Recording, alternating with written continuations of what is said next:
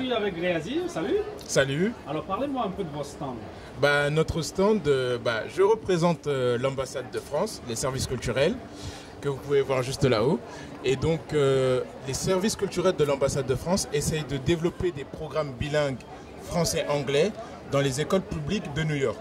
Ainsi que, vu que c'est des écoles publiques, tout est gratuit pour les parents, puisqu'il y a beaucoup d'organismes privés qui proposent des programmes bilingues pour les enfants, mais tous les parents n'ont pas les moyens pour pouvoir payer tous ces frais de scolarité-là. Et donc notre but, c'est de développer des programmes bilingues à Manhattan, à Brooklyn et bientôt dans le Queens et également dans le Bronx.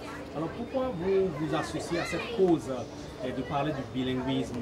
Parce que nous avons remarqué que les enfants qui avaient une éducation bilingue avaient beaucoup de bénéfices, ils avaient un cerveau qui était plus flexible et donc du coup on peut dire un cerveau meilleur, et plein de recherches et d'études ont prouvé que ceux qui avaient reçu une éducation bilingue avaient un cerveau qui était un peu plus, disons, un peu plus intelligent que la moyenne, et que même quand on avait suivi une éducation bilingue jeune, on vieillissait mieux.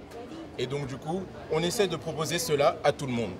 Alors les attentes que vous avez eues par rapport à cette foire, est-ce que vous êtes satisfait? Oui, bien sûr, puisque on voit de plus en plus que des parents, que ce soit francophones ou francophiles, demandent des programmes bilingues en français. Et donc du coup, quand on voit des parents qui viennent nous demander quelle école propose un programme bilingue, moi j'habite à Manhattan, est-ce que telle école peut m'accepter, et qu'on voit de plus en plus tout simplement de parents qui demandent, on est toujours satisfait. Vraiment, c'est très content de cet entretien, je vous dis merci. Merci à vous.